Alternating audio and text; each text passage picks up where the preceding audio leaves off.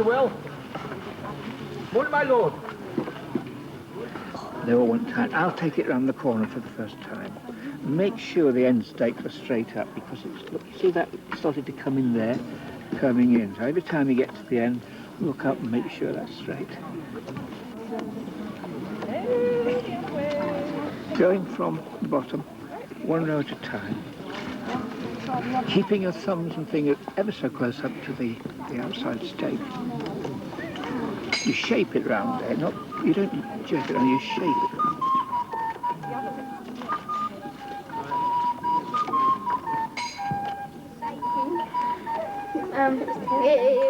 You learn more stuff, and I learned how to weave with willow branches, thin willow branches. They kept snapping. I learned to fire the archer thing because I hadn't a clue how to fire it before, and that was rather heavy as well. Well, if you did that in a classroom like that, it wouldn't be so good, but when you went to Orford Castle, you had the right atmosphere as well, so that made it even better.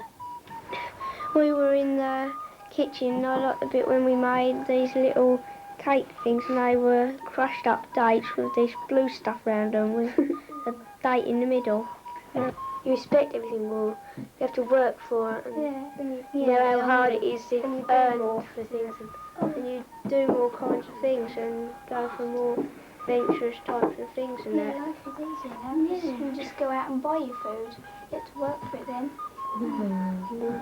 What we've done, because half of the people got a bit of the story and the other didn't, so we put it all together and we talked about it and we all wrote it down, what we all got.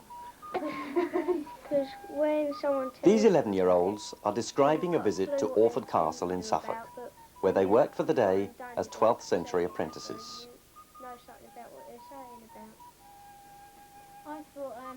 Throughout school life, there's plenty of evidence to show how much more we learn from trying out things for ourselves, rather than listening to someone telling us about them.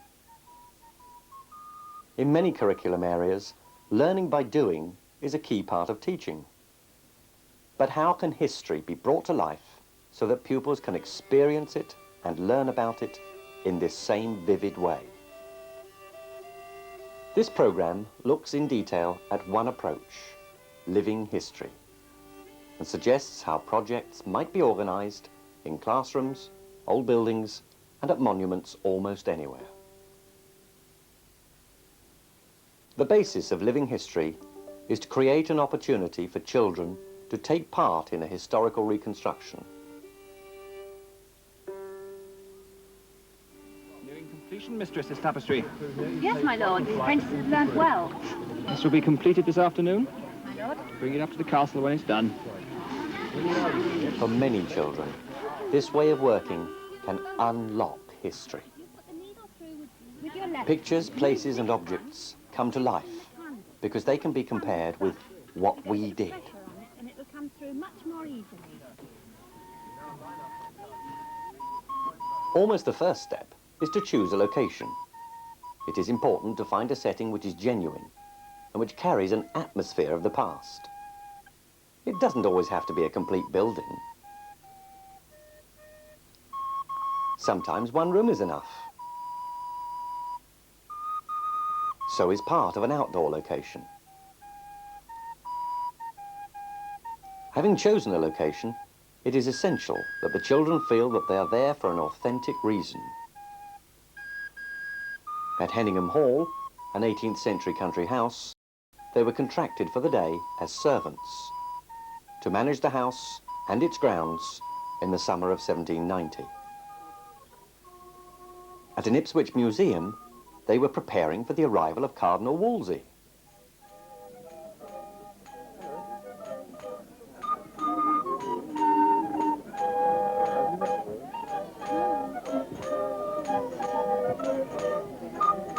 At Orford, they were apprentices, recruited in the year 1173 to build fortifications around Henry II's castle.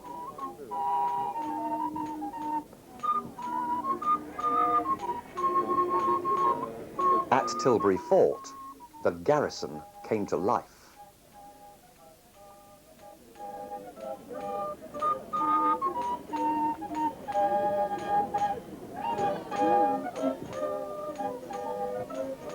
Wearing simple period clothes gives the participants an identity and creates the sense of a different reality.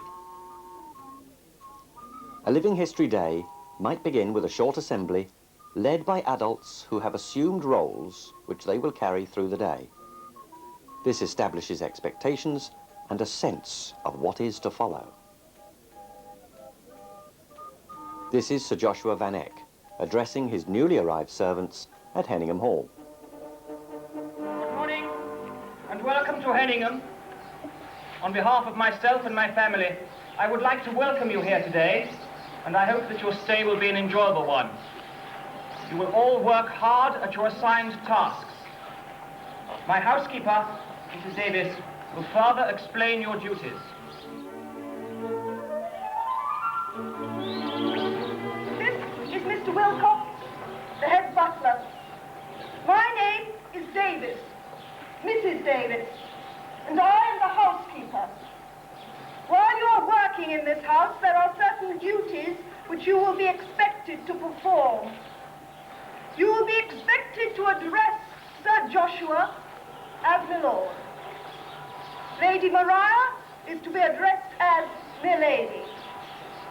Should you chance to meet any members of the family, all the girls will curtsy and all the boys will incline their heads so. After the assembly, work begins. Each child joins one group for the morning and a different one in the afternoon, so then the day looks like this. About an hour and a half is enough for a child to spend in one group's activities, and everyone needs to be involved as a participant. Working groups of no more than 10 are the most effective, and each needs to be supervised by a teacher or leader who can guide the children through various tasks while maintaining their chosen character. Here, the shepherd at Hedingham. You take them and go and tie the hurdle so the sheep can't get away. Yeah, they won't jump over when he's locked on.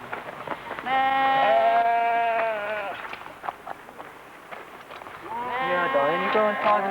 And tie it real strong. Because remember the sheep, they push at the bottom of the hurdle, because that's how big they are. So tie it at the bottom. So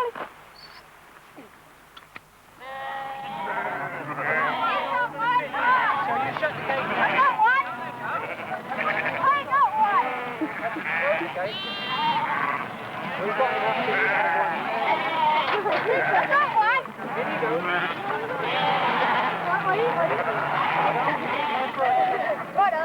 Who wants to get the lamb?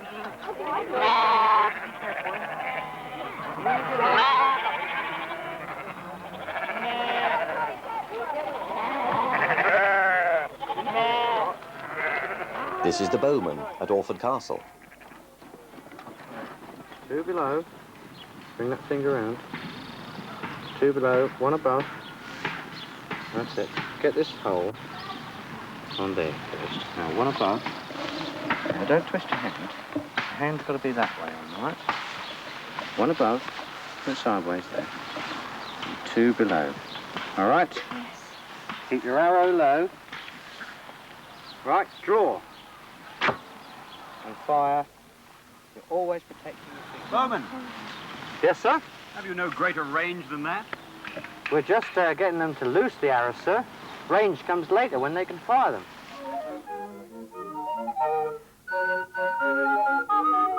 Generally, the group name will suggest the tasks they should undertake, though it is important that as far as possible, work is with the tools and equipment which would have been used at the time. Simple tasks with basic materials, so that everyone is occupied, are the best way to help children understand how things were done. Run an errand down to the blacksmith. You should have 3 trolls of This mine. is a carpenter's group. Black brand, my mark on. Can you see if they're ready yet and bring them back if they are? 3 trolls. 3 trowels for the mason.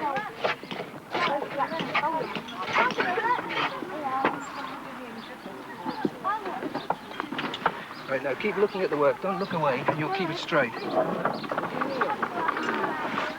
The adults in role are not there to give a dramatic performance. but to draw together the children's work and experience through the behaviour and attitudes of the characters they have assumed. Cardinal Wolsey examines the scholar's work. Ipswich has given us many things. I hope it will give us great scholars. Are you a great scholar, Master? Not yet, but soon. We shall hope you will be. I would sit a while, wouldn't you? What have we with the Latin? Have we well learnt our Latin? I think we may conjugate the verb amare for history. A splendid verb to conjugate. Masters and mistresses, let me hear it then. Sing it loud. Nemo. Animus, animat, animamus, animatus, animat. Well said. Well chanted. A timetable of events which can be followed helps to focus this role play. This is part of the Orford plot. The actor's scenario can be quite straightforward.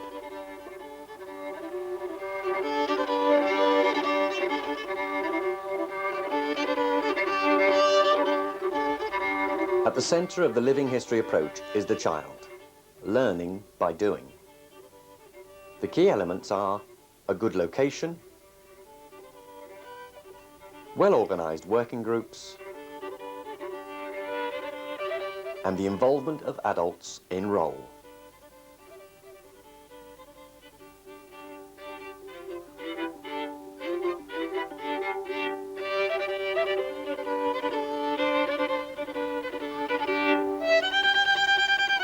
Preparation before the visit deepens the children's experience, and making a study booklet with a period feel helps them.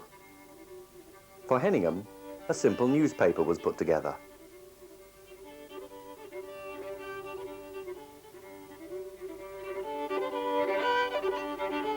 While for Orford, an apprentice's manual was prepared.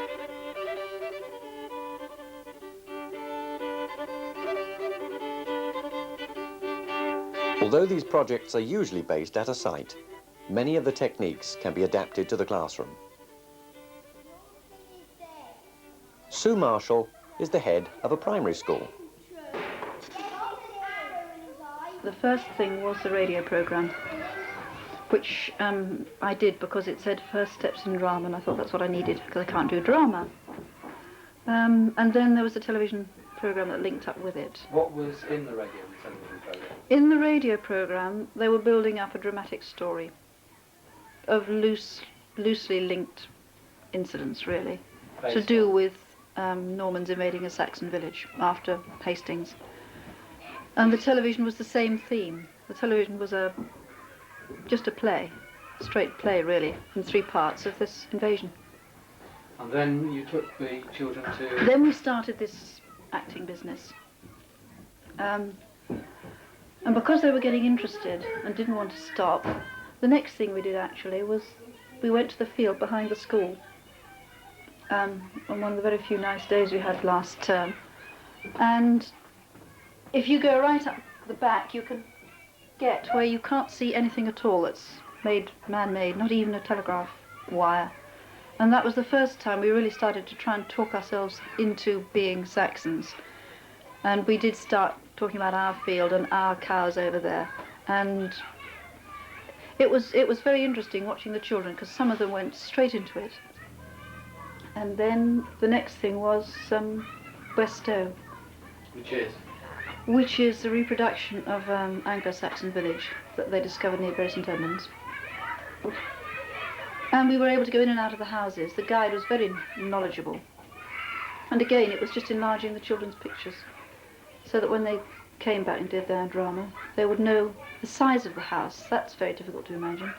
I think what the play gave them and what West Stow gave them are very closely linked, because it was really trying to live in somebody else's skin, which I don't think you do if you're reading books, although we obviously use books as well. It was getting over the differences, that's what I wanted to do. And going round while the children were acting, nearly all of them talked in role the whole time. They didn't slip out. And whereas at first they would say to me, Mrs. Marshall, would they do this and that? Once I threw that blanket around myself and told them that I was the old granny and became part of it, their attitude towards me altered. And they still asked me things, but not so much teacher to child. I felt that it made a difference. I was not standing watching them. I was part of the system and instantly got dragged in.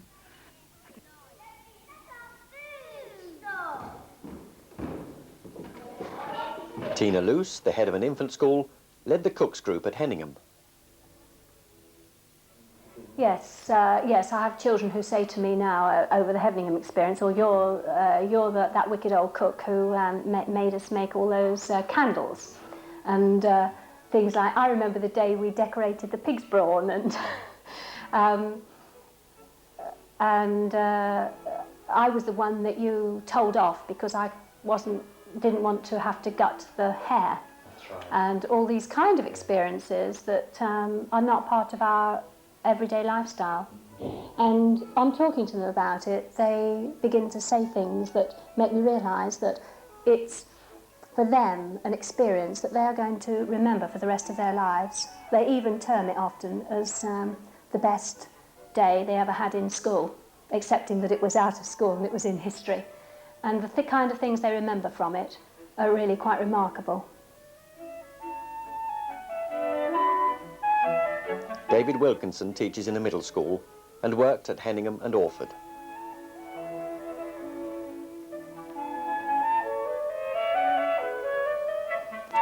Yeah, another good reason for using living history as part of an overall history study or project is that it brings a totally new dimension to their work.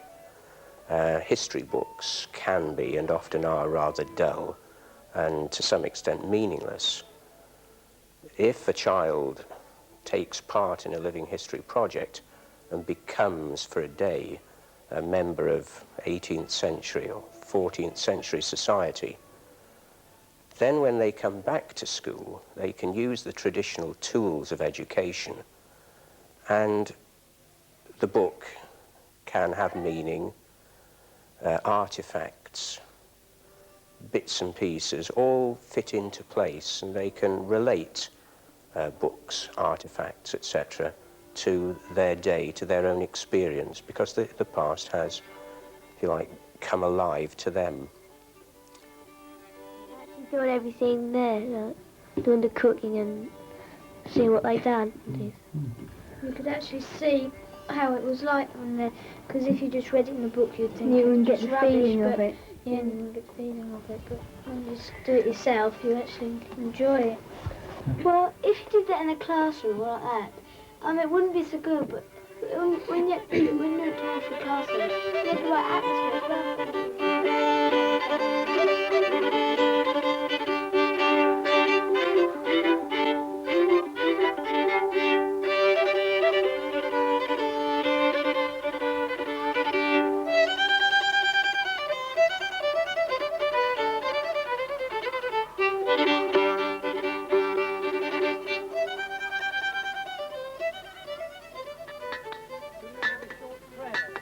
God's blessing upon the work